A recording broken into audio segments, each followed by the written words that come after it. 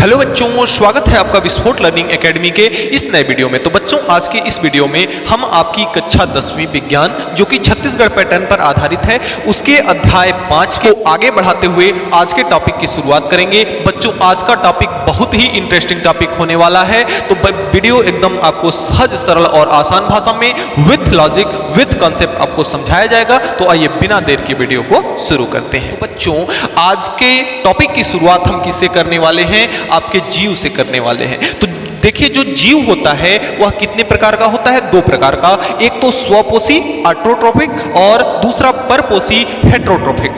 अब देखिए, जो स्वपोषी होता है वह क्या होता है कि ऐसा जीव जो कि अपने भोजन के लिए किसी अन्य पर निर्भर, किसी अन्य जीवों पर निर्भर ना हो, वह क्या कहलाता है? स्वपोषी कहलाता है। जैसे में आपके आ जाएंगे सभी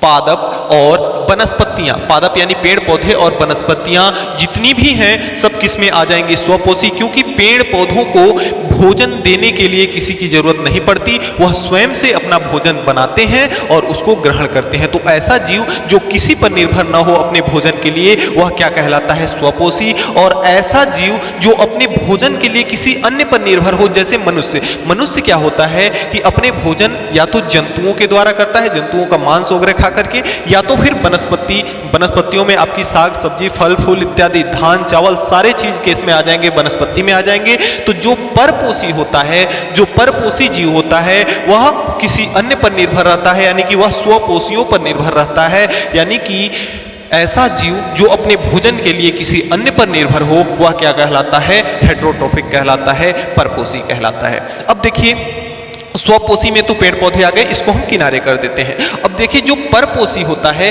वह चार प्रकार का होता है। एक तो आपका होता है सहजीविता, दूसरा सहभागिता, परजीविता, मृतोपजीविता। ये चार प्रकार के होते हैं हमारे परपोषी। आइए बारी बारी से समझते हैं। देखिए, इंग्लिश भी आप इसका ध्यान देते चलेंगे। सहजीविता को कहते हैं सिम्बायोसिस, और सहभोगिता को कहते हैं कॉमन सिलेस्म, और परजीविता को कहते हैं पैरासिटिक, और मृतोपजीविता को क्या कहते हैं? आपका सेप्रोफाइटिक। क्या कहते हैं? सेप्रोफाइटिक कहते हैं। अब देखिए, सहजीविता क्या होता है। तो देखिए, सहजीविता को, तो आइए सहजीविता को हम समझते हैं एक एग्जाम्पल की सहायता से। जैसे जो कोई पशु है, जैसे क्या है? पशु है, सिंपल सा पशु, यानी जैसे गाय वगैरह हो गया। तो गाय के लिए देख लीजिए कि उनके जब कान में खूंटी हो जाता है, यानी कान में जब कचरा हो जाता है, तो उसको क्या करता है? कोई पक्षी आता है और उनके कान से उस कचरे को उठा करके क्या कर लेता है? खा लेता है। तो इसमें देखिए क्या हो जाता है? दोनों को फायदा हो जाता है। फायदा को हम प्लस से दिखा रहे हैं, और जहां पे घाटा होगा, नुकसान होगा, उसे माइनस से दिखाएंगे। तो यहां पे दो जीव जो कि क्या करते हैं? एक दूसरे पर इस प्रकार से निर्भर रहते हैं कि दोनों में से किसी को नुकसान नहीं होता। देखिए, जो जानवर होते हैं उनके कान की खूंटी जो होती है ना, उसमें बहुत मात्रा में, प्रचुर मात्रा में प्रोटीन होता है। तो जो जानवर होते हैं, अब जानवर कान की खूंटी कैसे निकालेगा? उसका तो हाथ होता नहीं है कि कान की खूंटी निकालेगा। तो उसको निकालने के लिए चिड़िया आती है और उसके कान की खूंटी को क्या कर देती है? खा जाती है। तो इससे चिड़िया का भी पेट भर गया, और ये जो आपका जानवर था वह भी क्या हो गया? साफ सुथरा हो गया, वह भी कीटाणु से क्या हो गया? दूर हो गया। तो वह क्या कहलाएगा? आपका सहजीवी कहलाएंगे। वह सिस्टम आपका क्या कहलाएगा? सहजीविता कहलाएगा। क्या कहलाएगा? सहजीविता। जैसे अगर आपके जानवर पे बहुत सारे जूं, चिल्हर, किलनी जो इत्यादि होते हैं, किलनी वगैरह होते हैं, वे सब चिपके होते हैं, और चिड़िया आती है और किलनी को क्या करती है? नोच करके खा लेती है। तो इससे चिड़िया का भी पेट भर जाता है और आपका जानवर भी साफ सुथरा और स्वच्छ हो जाता है। तो यह क्या कहलाएगा? आपका सहजीविता। और देखिए, सहभोगिता क्या है कि एक को तो इसमें फायदा होगा, लेकिन दूसरे को क्या होगा? इससे कोई फायदा नहीं होगा। एक को तो फायदा होगा, लेकिन दूसरे को इसमें कोई फायदा नहीं होगा। जैसे आप देखते होंगे अपने घर गांव में कि एक बड़ा सा पेड़ आपका पेड़ है, और उसी पे एक छोटा सा पेड़ उगाता है, उस पे एक छोटा सा पेड़ जम जाता है। तो उससे क्या होता है कि जो छोटा सा पेड़, जो आपका छोटा सा पेड़ जम आया, उसको तो फायदा हो गया, लेकिन जो बड़ा वाला पेड़ है, उस छोटे पेड़ से उसको कोई भी फायदा या नुकसान नहीं होता, क्योंकि उस छोटे पेड़ से उस बड़े पेड़ से कोई लेना देना नहीं होता। तो इसलिए बड़े पेड़ को कोई नुकसान या कोई फायदा नहीं होता, लेकिन वह छोटा वाला पेड़ उस बड़े वाले पेड़ पर क्या करता है, अपना जीवन यापन करता है। तो एक को फायदा हो, दूसरे को फायदा, कोई भी किसी भी प्रकार का फायदा न हो, तो वह क्या कहलाता है, सहभोगिता। यानी कि दो जीव ऐसे हों जिनमें एक को तो फायदा हो विशेष रूप से और दूसरे को फायदा ना हो, तो ये क्या कहलाता है, सहभोगिता। जैसे आप देखते होंगे कि कवक क्या होता है, कवक फफूंद क्या होता है, किसी के ऊपर जम जाता है, तो जिसके कवक को तो फायदा हो गया क्योंकि उसके ऊपर उससे वह क्या कर रहा है, अपनी आवश्यकताओं की पूर्ति कर रहा है, लेकिन जिस पर जमता है उस बेचारे को कोई फायदा कोई नुकसान नहीं होता, तो वह क्या कहलाएगा, आपका सहभोगिता कहलाएगा। परजीविता यानी एक को तो फायदा हो लेकिन दूसरे को क्या हो, नुकसान हो। जैसे मच्छर, सिंपल सा देख लीजिए, परजीविता का एग्जांपल सिंपल सा देख लीजिए कि जैसे मच्छर आता है और हमसे खून पी करके चला जाता है। तो मच्छर जब हमारे शरीर से खून पीता है तो हमें क्या होता है, घाटा होता है, खून का क्या होता है, घाटा होता है, हमारी तबीयत भी खराब हो जाती है। लेकिन मच्छर का तो पेट भर जाता है, मच्छर को यहाँ से फायदा होता है। तो यह प्रक्रिया क्या कहलाएगी, परजीविता कहलाएगी। और दूसरा क्या होता है, एक को तो फायदा होगा और दूसरे को यहाँ पे कुछ भी नहीं मिलेगा। यह क्या है, जैसे अपघटक, हमने अपघटक पिछले वीडियो में अपघटक के बारे में थोड़ा सा चर्चा किया था कि अपघटक क्या होते हैं कि जैसे जो जीव जंतु मर जाते हैं ना, उनको खाने का इंतजार करते रहते हैं।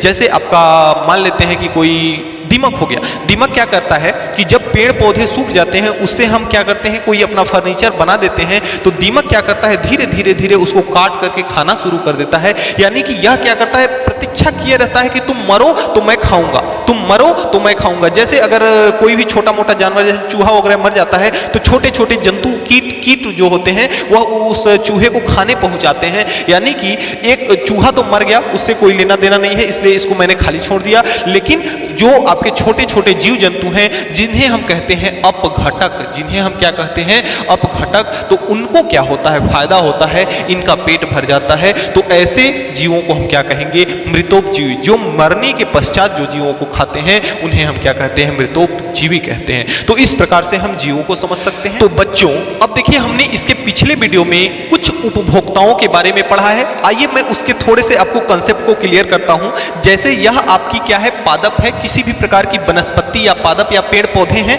तो इसको हम नाम देते हैं किसका, उत्पादक का। किसका नाम देते हैं, उत्पाद या उत्पादक का। अब देखिए, हमारे पास जो जीव होते हैं वह तीन अवस्थाओं में हमें तीन प्रकार के पाए जाते हैं। पहला तो होता है शाकाहारी, और एक होता है आपका मांसाहारी, एक तो होता है आपका मांसाहारी और दूसरा आपका होता है सर्वाहारी। ऐसे जीव जो कि केवल साग सब्जी पे ही आश्रित हों, वे क्या कहलाते हैं, शाकाहारी कहलाते हैं। जैसे कि आपकी हो गई बकरी और आपके पंडित जी लोग। कुछ पंडित जी लोग पहले जमाने के हुआ करते थे जो कि केवल साग सब्जी ही खाते थे, तो वे क्या कहलाते हैं, शाकाहारी। अब देखिए, एक होता है मांसाहारी, यानी कि ऐसे जीव जो कि केवल व केवल किस पर निर्भर हो, मांस पर निर्भर हो, उन्हें हम क्या कहते हैं, शेर। जैसे हम क्या कहते हैं, शेर। अब देखिए, एक होता है सर्वाहारी, जो कि क्या करे, साग सब्जी पे भी निर्भर हो और मांस को भी खाए और साग सब्जी को भी खाए। ऐसे जीवों को हम क्या कहते हैं, सर्वाहारी जीव कहते हैं। और जैसे में हो गया, हम और आप जो मिल जाएगा वही खा लेंगे, चाहे साग सब्जी आ जाए चाहे मांस आ जाए, तो ऐसे जीवों को हम कहते हैं सर्वाहारी। अब देखिए, आपने पिछले वीडियो में नाम सुना होगा उपभोक्ता का, तो आपको हमेशा कंफ्यूजन होगा जब जैसे कोई अगर पूछ दे कि मनुष्य कौन से किस प्रकार का उपभोक्ता है, तो मनुष्य क्या है, सर्वाहारी। तो आप सिंपल सा समझ लीजिए कि जो शाकाहारी है वह प्राथमिक उपभोक्ता यानी कि फर्स्ट उपभोक्ता आपका माना जाएगा, और जो सर्वाहारी होगा वह सेकंड उपभोक्ता माना जाएगा, और जो मांसाहारी होगा वह थर्ड उपभोक्ता यानी तीसरे प्रकार का उपभोक्ता माना जाएगा। तो आपसे कोई ये पूछेगा कि शेर किस प्रकार का उपभोक्ता है, तो शेर तीसरे प्रकार का उपभोक्ता है, तृतीय उपभोक्ता है। कौन सा उपभोक्ता है, तृतीय उपभोक्ता। मनुष्य कौन सा उपभोक्ता है, द्वितीय उपभोक्ता है, और बकरी कौन सा उपभोक्ता है, प्रथम उपभोक्ता है। और एक चीज और आता है जिसका हम लोगों ने चर्चा किया, अपघटक। क्या, अपघटक। एक चीज क्या आता है, अपघटक। जैसे कि आपका इसमें हम मान लेते हैं चील। चील जो होता है मरे हुए, जो ऐसा जीव जो कि क्या करता है, मरे हुए जीव जंतुओं या वनस्पतियों को खाता है, वह क्या कहलाता है, अपघटक। और इसके अंदर बहुत सारे जीवाणु भी आ जाएंगे।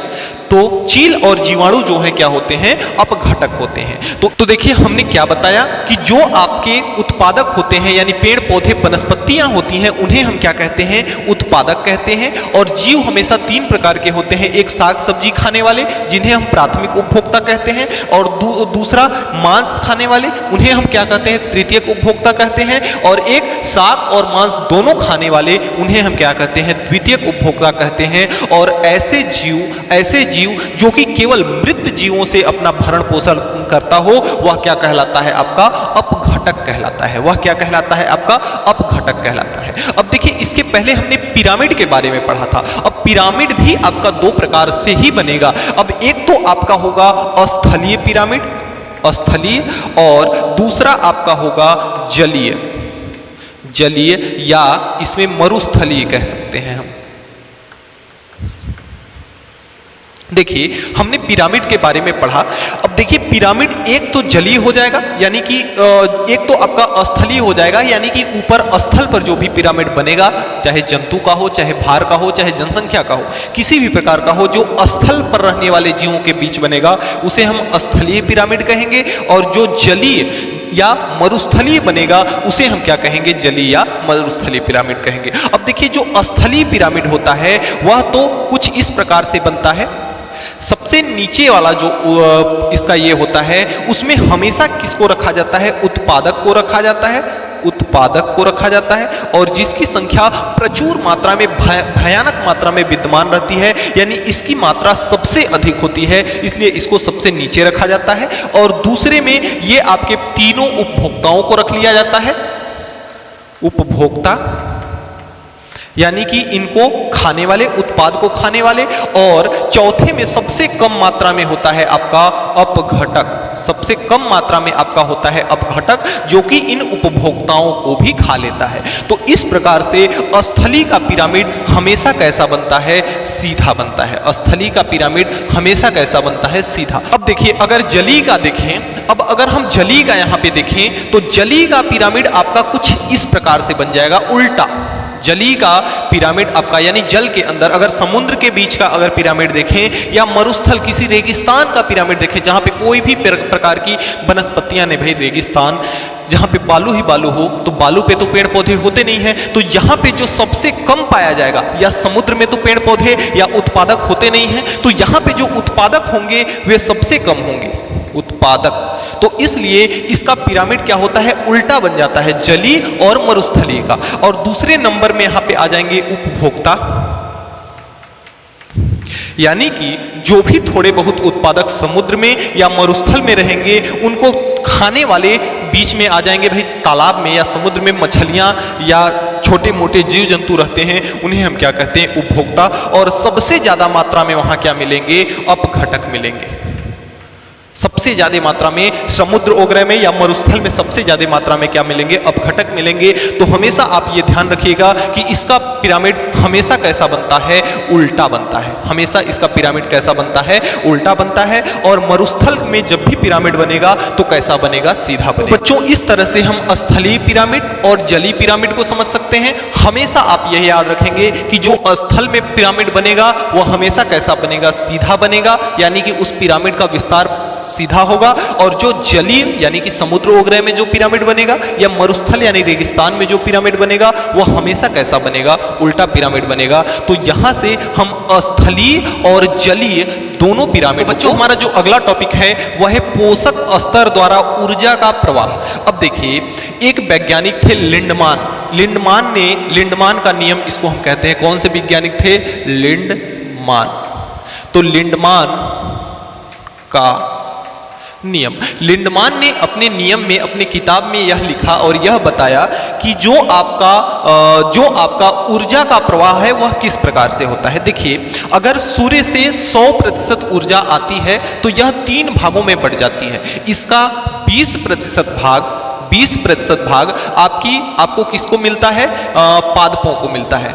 पादपों और वनस्पतियों को मिलता है और इसका 50% भाग पृथ्वी की सतह द्वारा अवशोषित कर लिया जाता है, पृथ्वी की सतह द्वारा, और इसका जो 30% भाग है वह हवा, धूल और गैसों द्वारा एब्जॉर्ब कर लिया जाता है। देखिए, अगर सूर्य से आने वाली प्रकाश यानी सौर ऊर्जा का अगर 100% भाग अगर पृथ्वी तक पहुंच रहा है, यानी जितना पहुंच रहा है उसका 20% भाग पादपों में यानी कि पर्यावरण को जाता है। किसको जाता है? पर्यावरण। जितने भी पादप, जिस प्रकार के भी पादप हैं, सबको जाता है, पर्यावरण में जाता है, और उसका 50% भाग पृथ्वी की सतह द्वारा एब्जॉर्ब कर लिया जाता है और 30% भाग हवा, धूल और गैसों द्वारा एब्जॉर्ब कर लिया। भाई, वातावरण में तमाम प्रकार की गैसें हैं, धूल के कण हैं, तो इत्यादि इन सब के द्वारा सूर्य का सौर ऊर्जा का 30% भाग इनके द्वारा क्या कर लिया जाता है? एब्जॉर्ब कर लिया जाता है। अब देखिए, यहाँ पे हम बात कर रहे हैं किसकी? पोषक स्तर की बात कर रहे हैं। तो ये हमारे पोषक स्तर हैं, यह हमारे क्या हैं? उत्पादक है, और ये हमारा फर्स्ट पोषक स्तर है, सेकेंड पोषक स्तर है, और ये थर्ड पोषक स्तर है, और यह क्या है? अपघटक है। तो इनमें हम क्या पढ़ रहे हैं? ऊर्जा का प्रवाह, ऊर्जा का प्रवाह। अब देखिए, ऊर्जा जो आती है, 20% ऊर्जा किसको मिलती है? पर्यावरण को। अब इस 20% ऊर्जा में से केवल 1% भाग, इस यहाँ पे जो भी ऊर्जा आई उसका केवल 1% भाग किसको मिलता है? पादपों। पादप क्या करते हैं? सौर ऊर्जा को अपने अंदर, सौर ऊर्जा और कार्बन डाइऑक्साइड को मिला करके अपना भोजन क्या करते हैं? तैयार करते हैं। अब जो भोजन उनका तैयार होता है, जो भोजन इनका तैयार होता है, उसको ग्रहण करके जितना भी इनका वृद्धि विकास होता है। अब देखिए, इस उत्पादक को खाने वाला कौन है? इस उत्पादक को खाने वाले हैं प्राथमिक उपभोक्ता यानी कि शाकाहारी बकरी। अब देखिए, इस पादप को जो बकरी खाएगी, अगर इस पादप को बकरी खा लेती है तो इसके पास जितना भी यह बनाया है, जितना भी अपना जैव भार बनाया है, उसका केवल 10% भाग ही बकरी को लगेगा। यह बकरी इस उत्पादक को खाएगी तो इसको पूरा यह उत्पादक अपना ऊर्जा नहीं देगा, केवल 10% भाग ही, ऊर्जा का केवल 10% भाग ही इस बकरी को मिलेगा। शेष भाग अगर मान लेते हैं तो शेष भाग कहां चला जाएगा? आपका व्यर्थ भाग चला जाएगा। तो इसका जो शेष भाग बचेगा, 10% के अलावा जो शेष रहेगा वह कहां चला जाएगा? व्यर्थ में चला जाएगा। अब देखिए, बकरी को कौन खाएगा? मनुष्य या शेर? तो जब मनुष्य बकरी को खाएगा तो इसका केवल जितना बकरी रहेगी उसका केवल 10% भाग ही मनुष्य को ट्रांसफर होगा, बाकी का सब क्या होगा? इसका भी बाकी कहां चला जाएगा? व्यर्थ में चला जाएगा। अब अगर मनुष्य को शेर खाता है, मनुष्य को क्या करता है? शेर खाता है, तो जितना मनुष्य का खाएगा पूरा शेर को नहीं लगेगा, केवल उसका 10% उसका ऊर्जा, मतलब जितना खाएगा उस पूरी ऊर्जा शेर को नहीं मिलेगी। अगर शेर मनुष्य का मान लेते हैं कि 100 केजी का कोई व्यक्ति है, उसको अगर मनुष्य शेर खा लेता है तो इस शेर को ऊर्जा केवल कितना मिलेगी? 10 केजी ही ऊर्जा उसको मिल पाएगी और ऊर्जा क्या होगी? व्यर्थ में चली जाएगी। अब देखिए, शेर अगर मर जाने के पश्चात जब ये चील ओगरे खाएंगे तो इसका 1% भाग ही इनको लगेगा, बाकी सारा का सारा कहां चला जाएगा? व्यर्थ में चला जाएगा। तो जो लिंडमान का जो नियम है, लिंडमान ने अपनी किताब में यह लिखा है और यह बताया है कि सूर्य से आने वाली प्रकाश किरणों को जितना ये पादप अवशोषित करके अपना भोजन बनाते हैं। भाई देखिए, सूर्य से आने वाली प्रकाश की किरणें जब आती हैं तो पेड़ पौधे क्या करते हैं? उनसे प्रकाश संश्लेषण और कार्बन डाइऑक्साइड दोनों के संयोग से कुछ रासायनिक पदार्थ तैयार करते हैं, जिनको वे क्या करते हैं? ग्रहण करते हैं। अब मान लेते हैं कि अगर इन्होंने कितना तैयार किया? इन्होंने तैयार किया 15,000 केजी। 15,000 केजी अगर अपना क्या किया?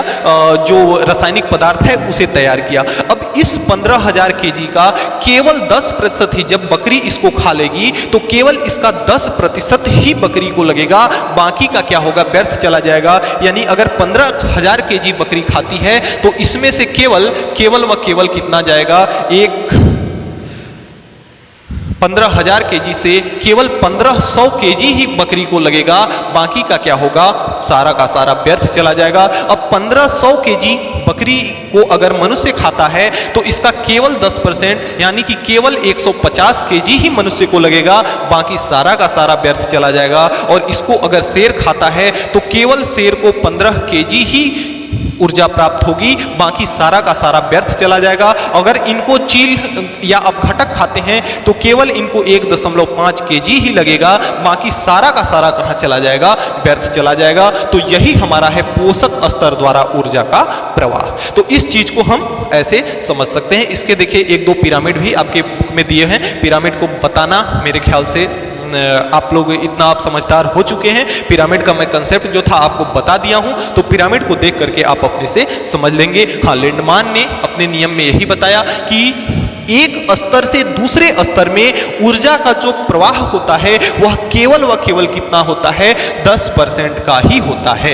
एक प्रकार के उपभोक्ता जब दूसरे प्रकार के उपभोक्ता को ग्रहण करते हैं तो ऊर्जा का केवल 10% ही ट्रांसफर होता है और बाकी का सब क्या हो जाता है, व्यर्थ चला जाता है। कहाँ, वातावरण में चला जाता है। तो इस प्रकार से हम पोषक स्तर और ऊर्जा के प्रवाह को समझ सकते हैं।